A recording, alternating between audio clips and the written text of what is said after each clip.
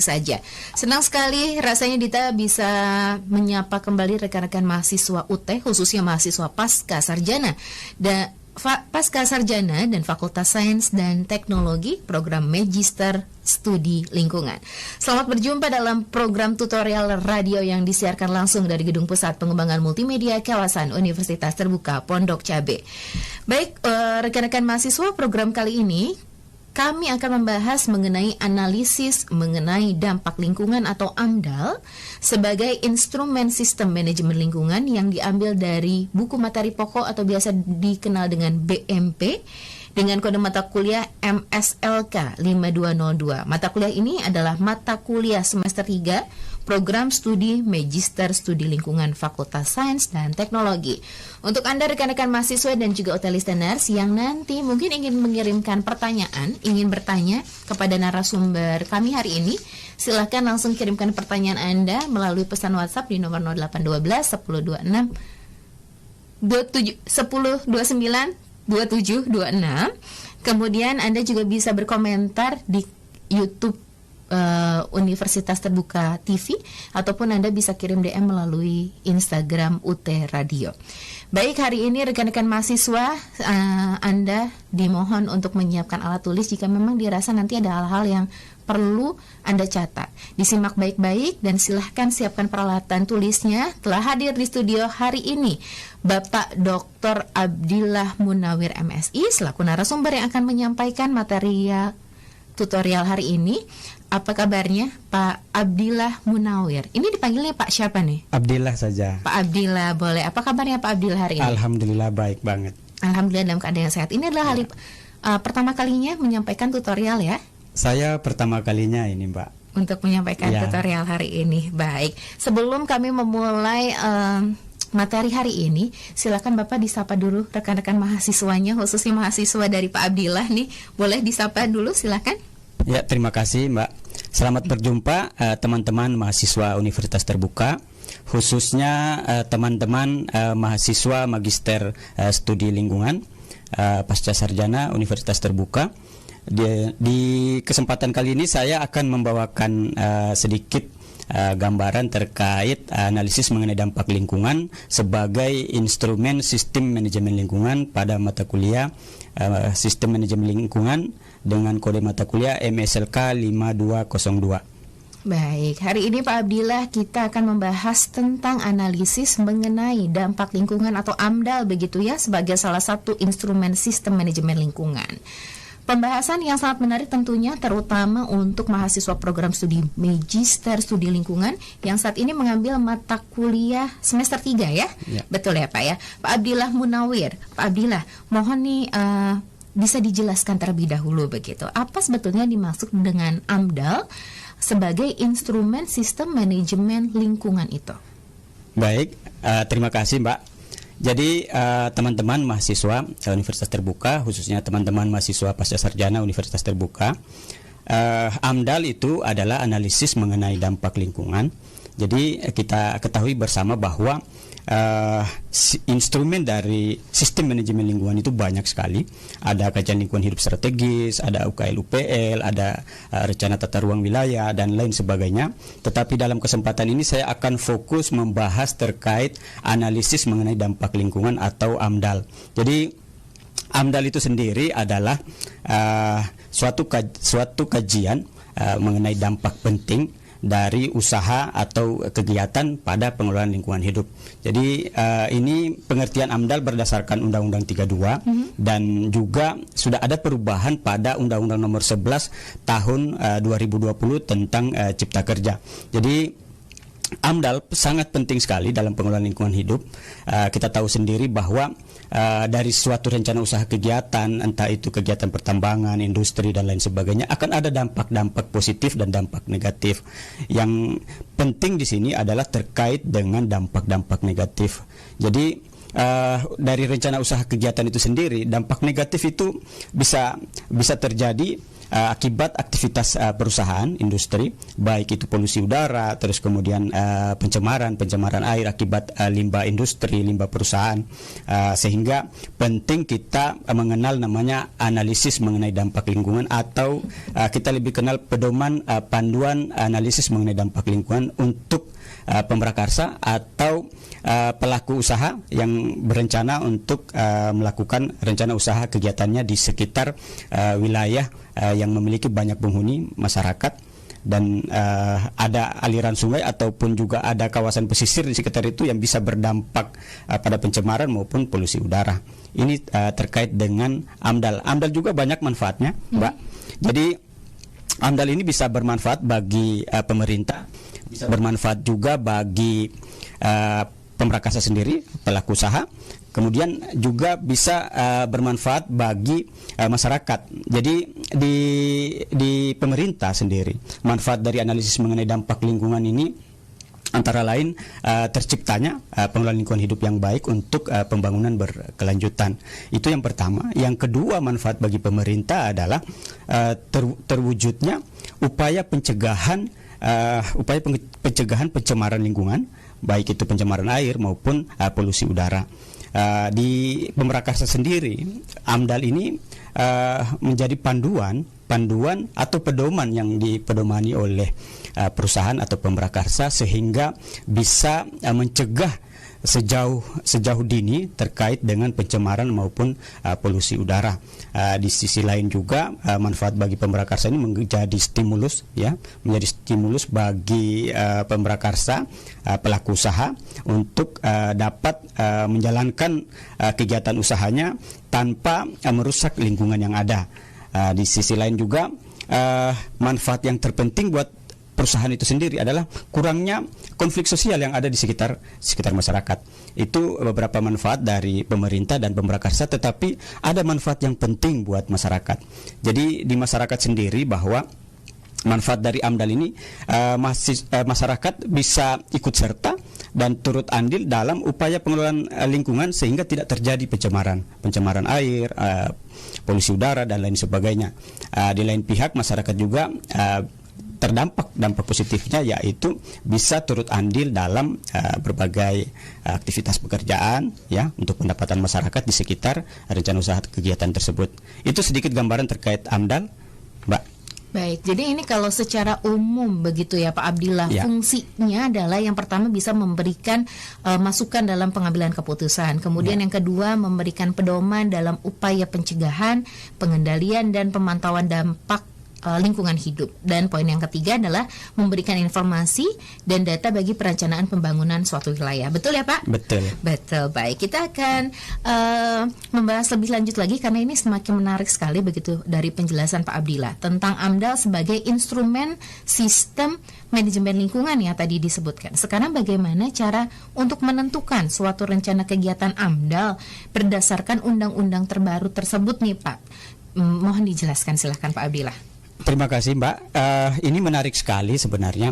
Jadi kita perlu tahu bahwa acuan kita di tahun 2009 itu terkait dengan Undang-Undang Nomor 32 tahun 2009 tentang perlindungan pengelolaan lingkungan hidup, atau lebih kita kenal dengan PPLH.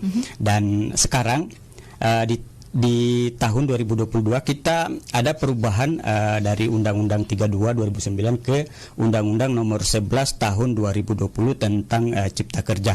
Jadi saya berikan sedikit gambaran terkait dengan beberapa perubahan dari perubahan Undang-Undang 32 2009 tentang perlindungan dan pengelolaan lingkungan hidup dengan Undang-Undang Nomor 11 2020 terkait dengan Undang-Undang Cipta Kerja. Jadi ada banyak perubahan Undang-Undang 32 2009 melalui Undang-Undang Nomor 11 2020. Ini dari 127 pasal yang terdapat dalam Undang-Undang Dasar 32 tahun 2009 ini, ada beberapa pasal, ada 27 pasal yang dirubah dan ada 4 pasal yang ditambahkan.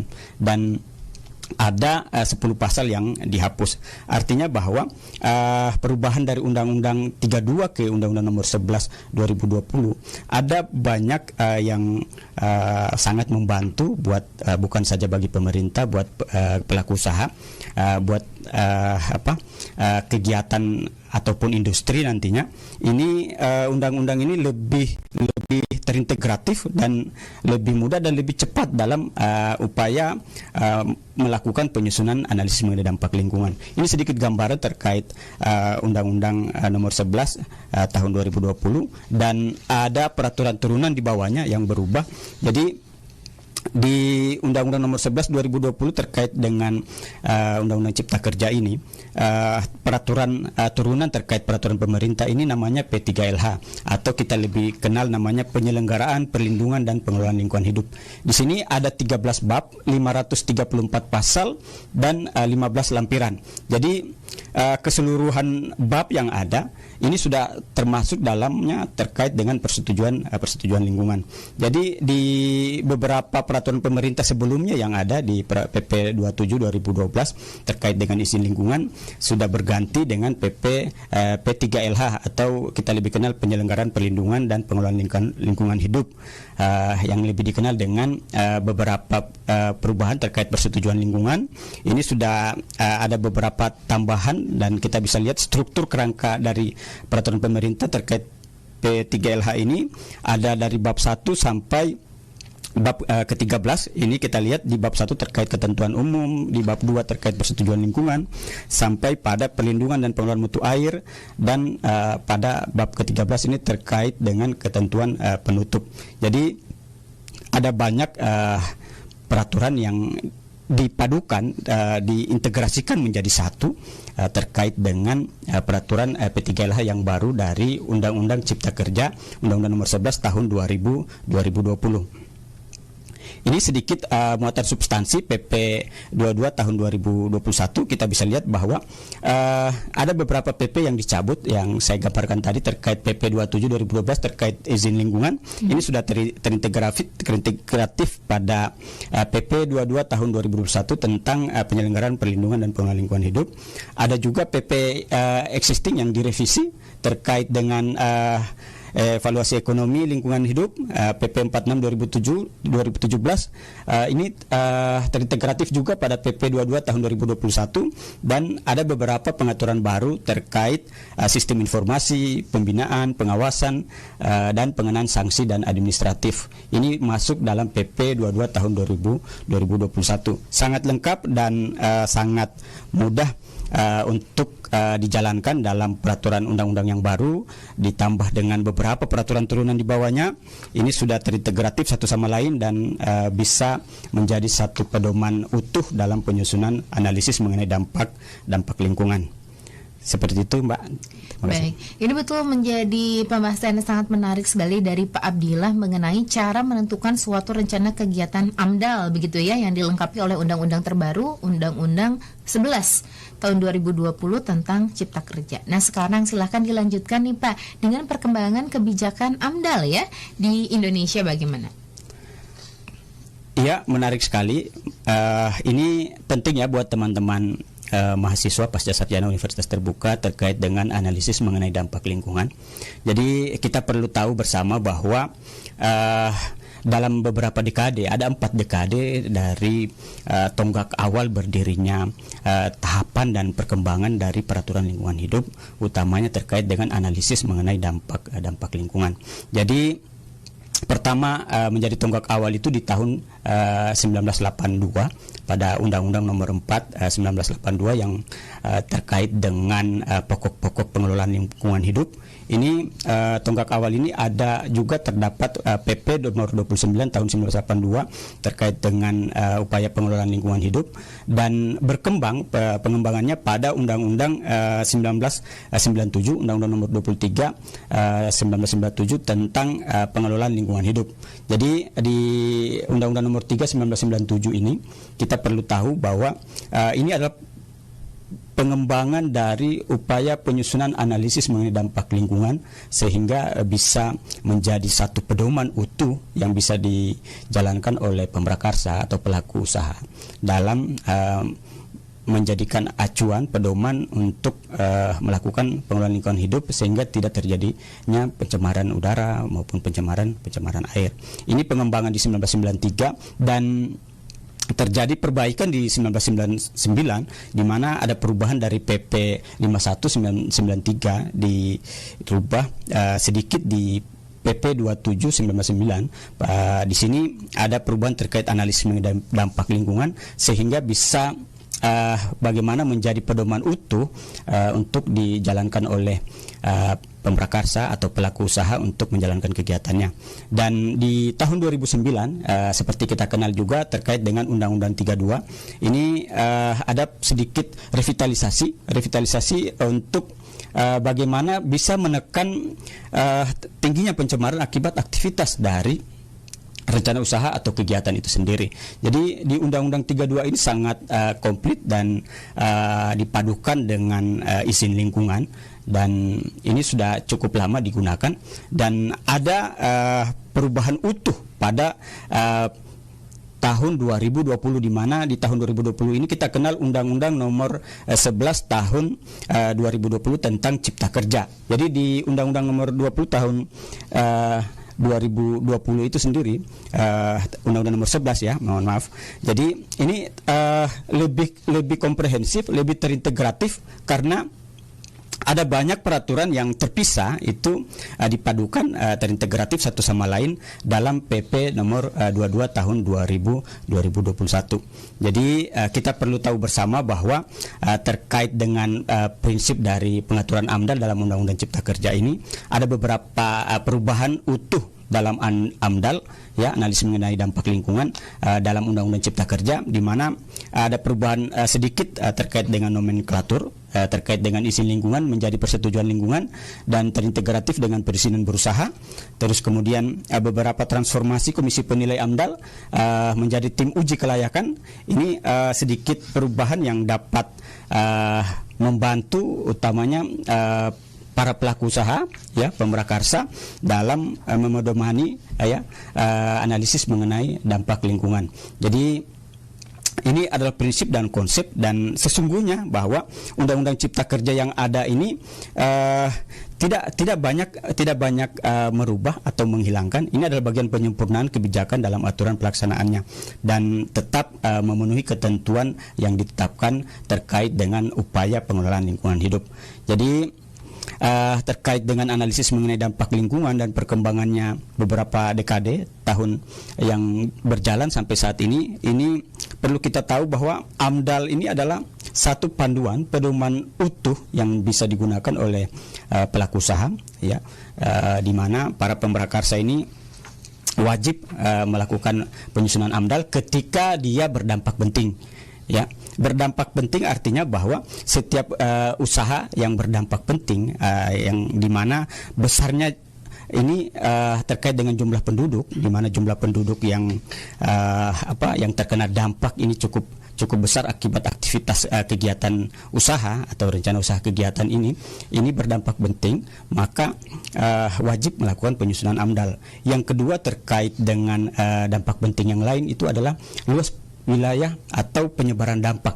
Jadi penyebaran dampak baik itu dari pencemaran air, polusi udara, ketika ini menyebar sangat meluas, ini diwajibkan untuk melakukan penyusunan AMDAL. Ini penting bagi pelaku usaha atau pemrakarsa yang rencananya akan melakukan suatu usaha kegiatan pada wilayah tertentu.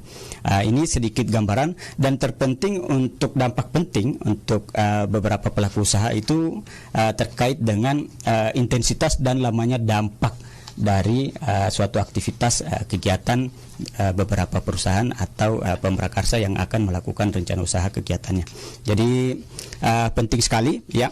Ini sangat menyeluruh dari beberapa dekade, dari perubahan Undang-Undang nomor 4 1982, terus kemudian Undang-Undang nomor 23 tahun 1997, Undang-Undang nomor 32 tahun 2009 sampai pada Undang-Undang nomor 11 tahun 2020 yang mengatur secara terintegrasi persyaratan dan kewajiban aspek lingkungan ke dalam perizinan berusaha.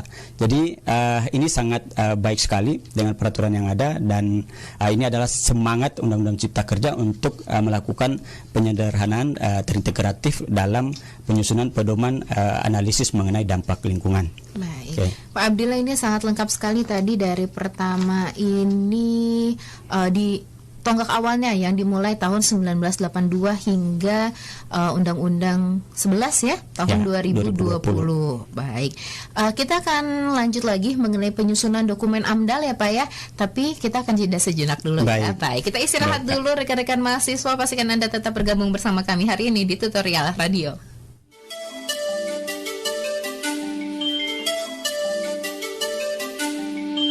Anda sedang mendengarkan. Terima kasih Mbak. Baik, tahapan penyusunan AMDAL ini perlu kita ketahui bahwa kita mengacu pada beberapa peraturan pemerintah. Kita membandingkan, ada dua. Saya bandingkan, mungkin teman-teman mahasiswa Magister Studi Lingkungan banyak yang ahli dalam pengelolaan lingkungan hidup, utamanya terkait analisis mengenai dampak lingkungan, yang artinya bahwa semua yang berdampak penting pada lingkungan hidup itu wajib AMDAL, dan yang tidak berdampak penting itu bisa dengan UKL UPL atau persetujuan lingkungan.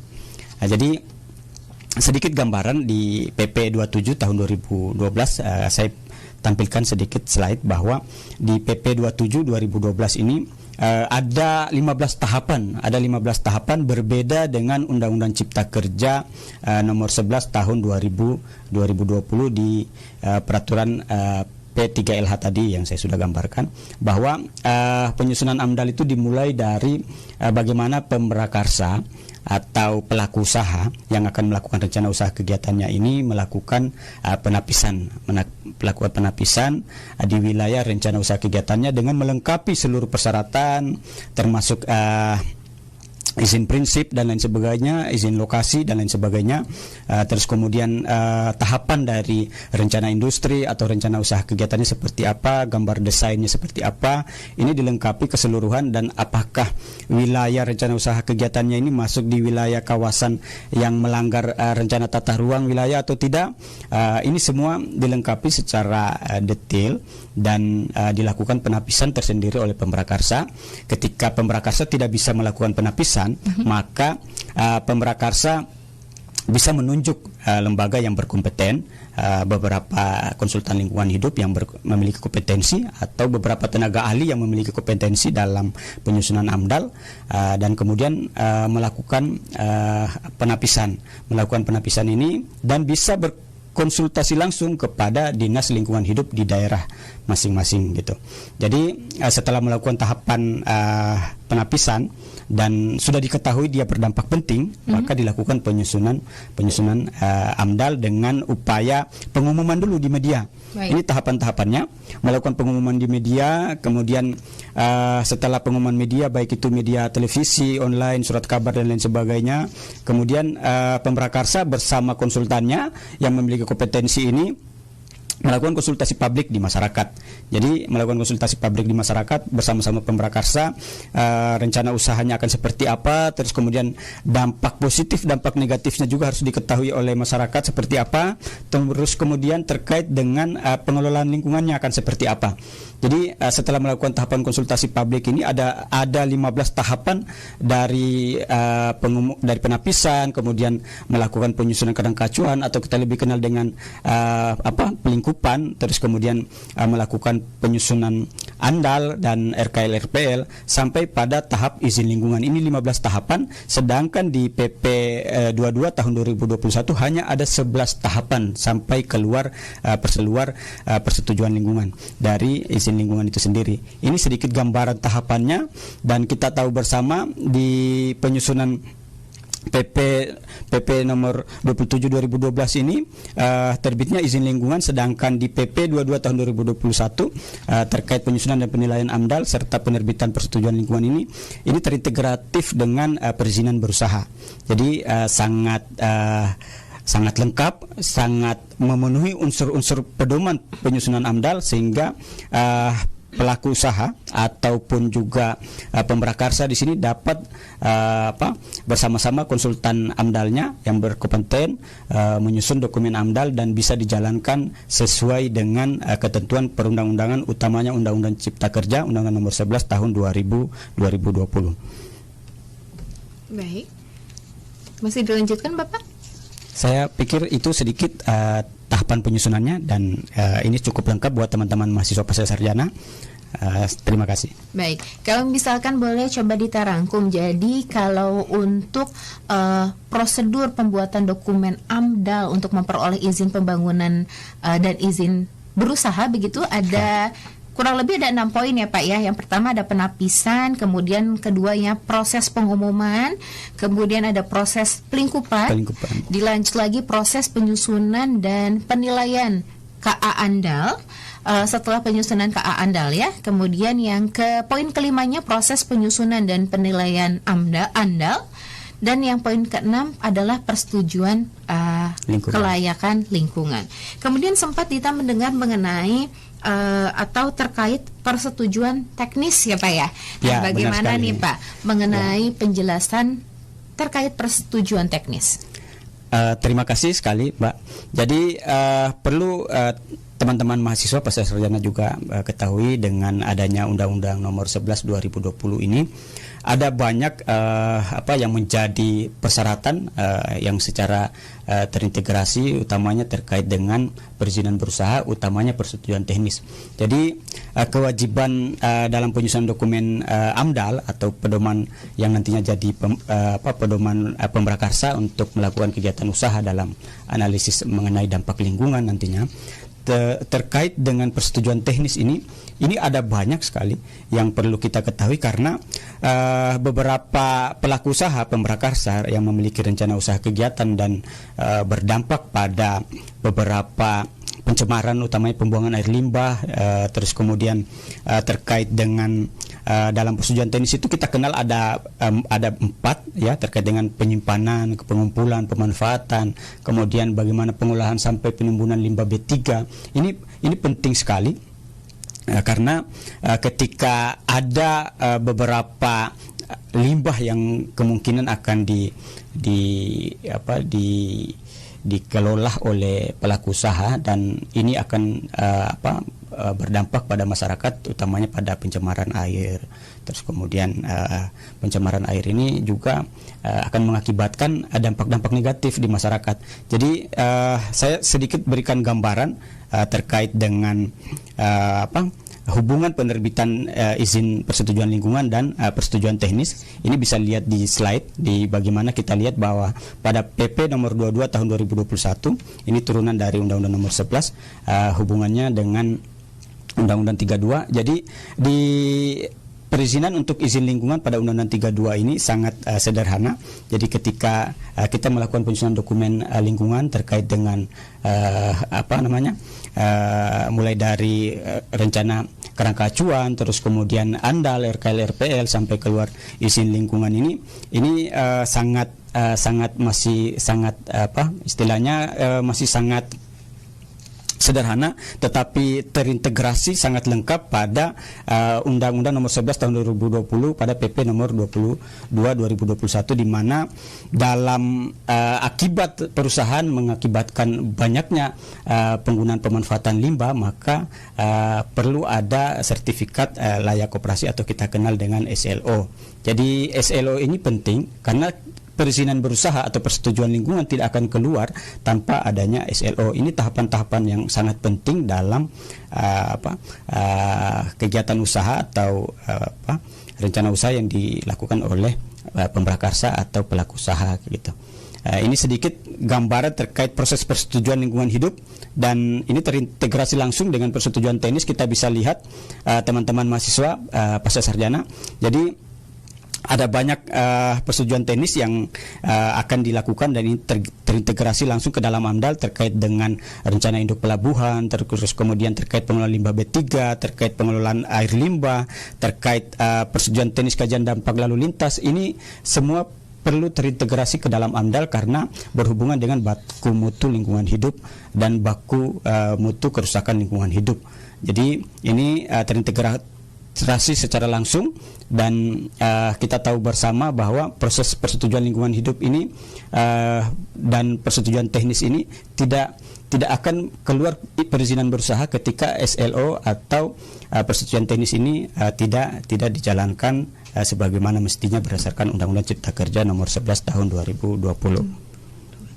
Baik, jadi itu adalah terkait persetujuan teknis ya Pak ya. Masih ada yang ditambahkan mengenai persetujuan teknis?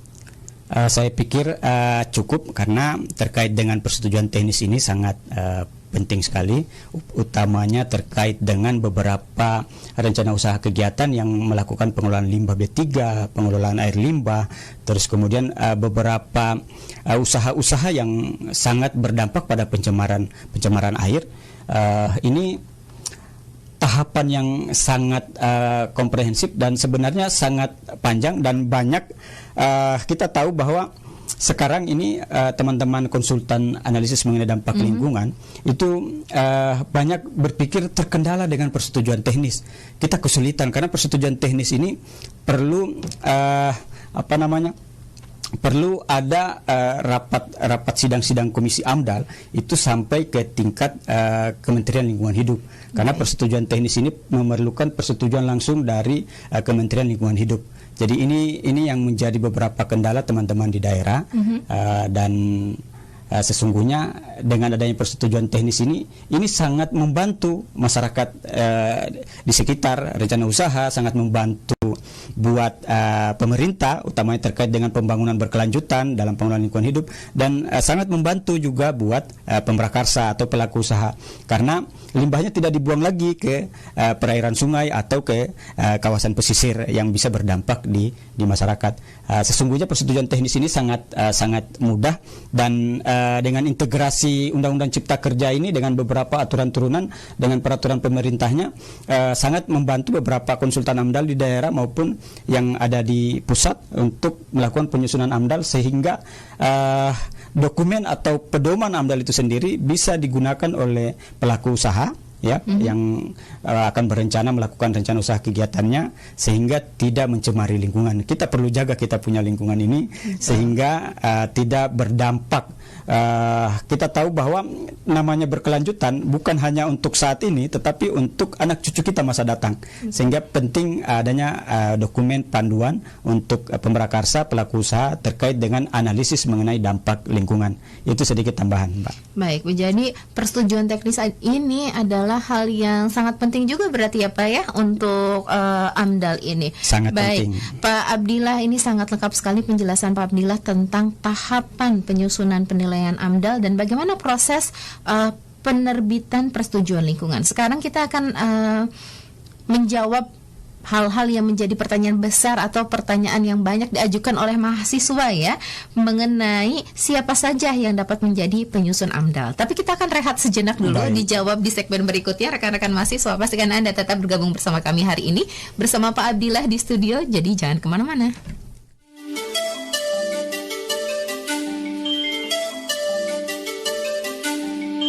Anda sedang mendengarkan UT Radio Open Education, kawasan Universitas Terbuka Pondok Cabe.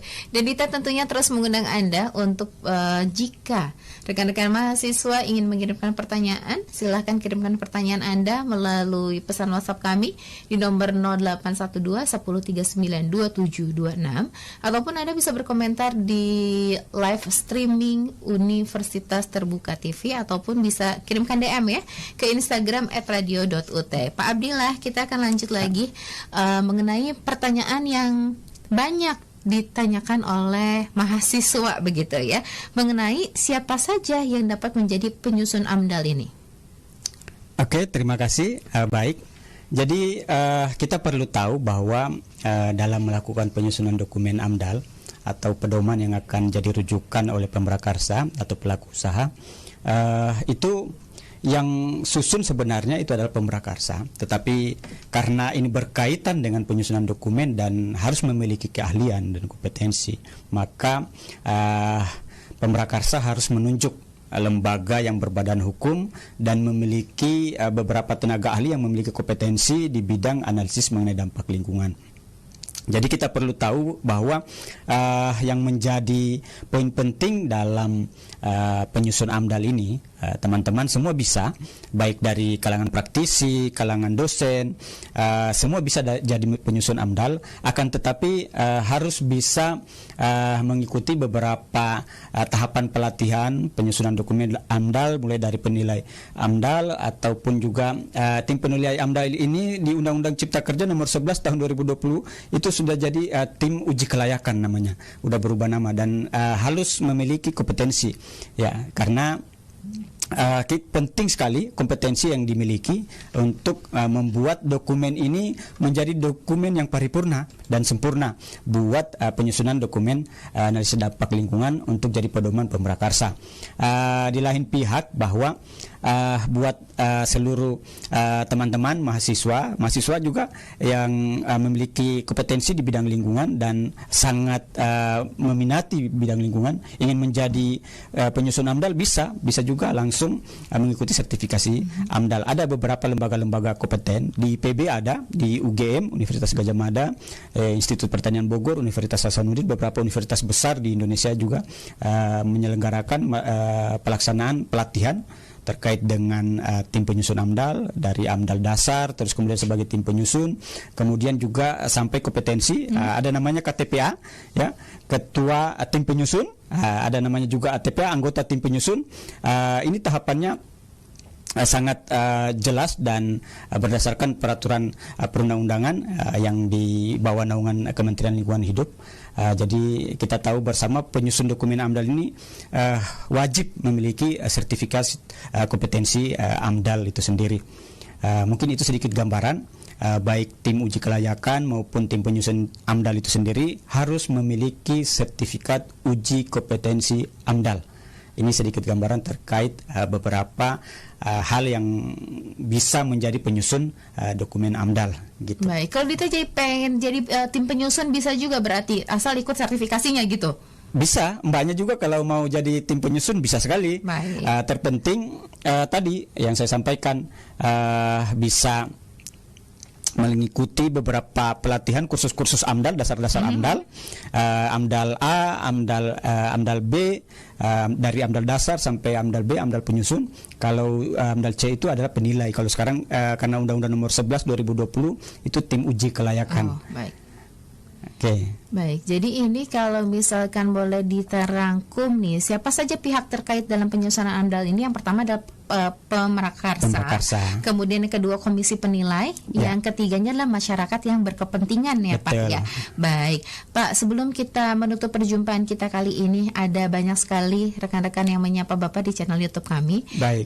Ini ada Kaluna, terima kasih dari UPBJJ UT Palangkaraya, kemudian ada Kadarin dari UPBJJ UT Kupang, ada Kak Kurniatul yang hadir menyimak, terima kasih banyak. Kemudian ada Fitri hadir Pak, begitu katanya.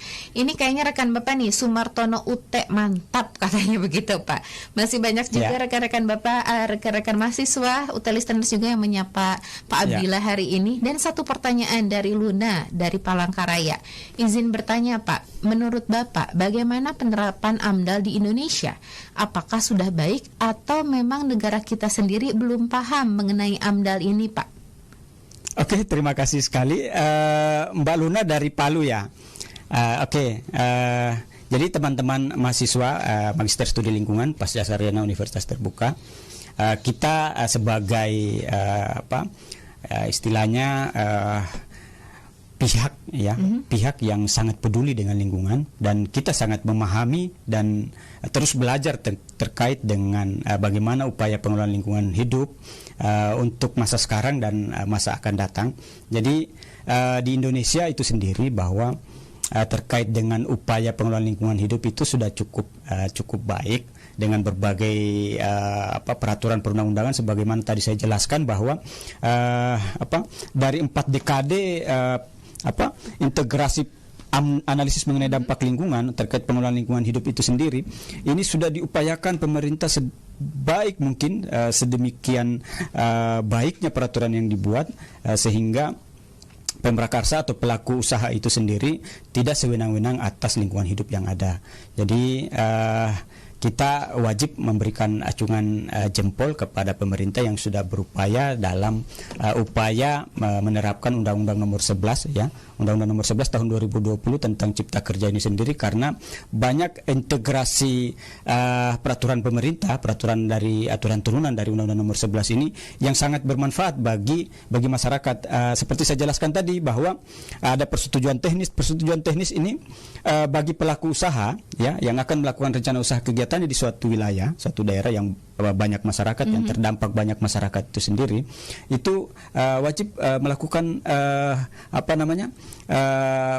persetujuan teknis. Persetujuan teknis ini ada beberapa peraturan-peraturan teknis yang harus dijalankan oleh pihak pemrakarsa, pelaku usaha, sehingga tidak limbah-limbah yang ada, baik itu limbah-limbah B3 maupun limbah-limbah yang berdampak langsung di masyarakat atau semacam dampak yang berkepanjangan ya. Ini juga penting sekali, karena persetujuan teknis ini ketika tidak dijalankan dengan baik, maka sertifikat layak operasi tidak keluar, perizinan berusaha, persetujuan lingkungan juga nggak keluar, apalagi perizinan berusaha. Jadi ini pemerintah sudah sangat baik dengan aturan tegas dari Undang-Undang Nomor 11 2020. Semoga dengan adanya Undang-Undang Nomor 11 tahun 2020 ini bisa menjadi pedoman utuh buat seluruh teman-teman pecinta lingkungan hidup ya, terutama teman-teman mahasiswa magister studi lingkungan yang sangat peduli dengan lingkungan, yang sangat percaya bahwa kita akan tetap menjaga lingkungan untuk saat ini dan juga untuk masa datang. Ini sedikit gambaran bahwa untuk perbaikan lingkungan hidup menyeluruh di Indonesia ini sudah sangat baik, dan dengan adanya aturan Undang-Undang Nomor 11 ini sudah lebih paripurna dalam pengelolaan lingkungan hidup. Baik. Ya. Jadi ini untuk jawaban Kaluna berarti Indonesia sudah menerapkan itu ya Pak ya? Ya. Baik. Terima kasih Kaluna atas pertanyaannya. Semoga jawabannya memuaskan. Sebelum menutup perjumpaan kali ini nih Pak, silahkan untuk disampaikan kesimpulan dari perjumpaan kita hari ini. Oke, terima kasih banyak Pak. Jadi kita perlu tahu bahwa analisis mengenai dampak lingkungan ini sangat penting sekali.